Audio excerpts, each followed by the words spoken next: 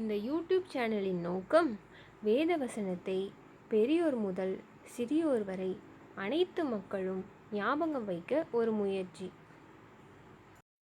இந்த முறையை நீங்கள் குழந்தைகளுக்கும் அல்லது நீங்கள் புதுநிலை கிறிஸ்தவர்களாக இருந்தால் வசனத்தை ஞாபகம் வைக்க எளிதாக இருக்கும்.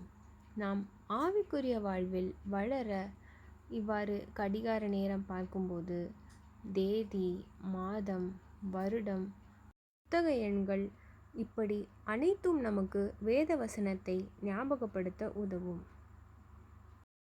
வேத வசனத்தை நீங்கள் பார்த்தால் மத்தேயு 5ஆம் அதிகாரம் 14ஆம் வசனம்.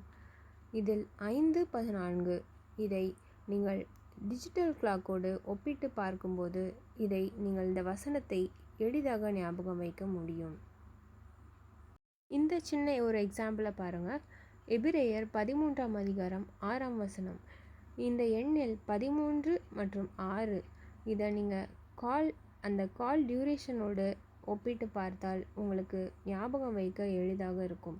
13:6 அப்படின்னு பார்த்தா அந்த வசனம் ஞாபகம் வரும்.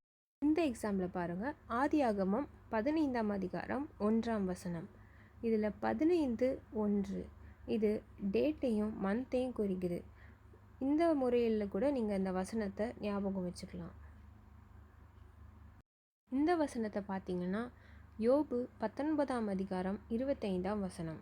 இதில் 19:25 இது இயரை குறிக்குது. இந்த முறையில் நீங்கள் 1925 அதை கூட கம்பேர் பண்ணி ஈஸியாக வசனத்தை ஞாபகம் வைக்கலாம்.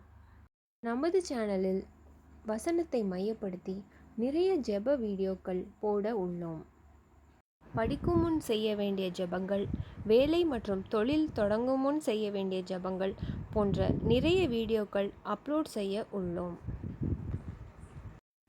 இந்த வீடியோவில் நாங்கள் 4 எக்ஸாம்பிள் கொடுத்துருக்கோம். இதே போன்று உங்களுக்கு வேறு வழிகள் ஏதாவது தெரிந்திருந்தால் கீழே கமெண்ட் செய்யுங்க. நாங்களும் கற்றுக்குறோம். இதை மற்றவங்களுக்கும் ஷேர் பண்ணுறோம். இந்த வீடியோ உங்களுக்கு பயனுள்ளதாக இருக்கும் என்று நாங்கள் விசுவாசிக்கிறோம். இதை உங்கள் அன்றாட வாழ்வில் பயிற்சி செய்து பாருங்கள். ஆவிக்குரிய வாழ்வில் அடுத்த பரிமாணத்திற்கு செல்வீர்கள். கர்த்தருக்குள் நீங்கள் வளர எங்கள் வாழ்த்துக்கள்.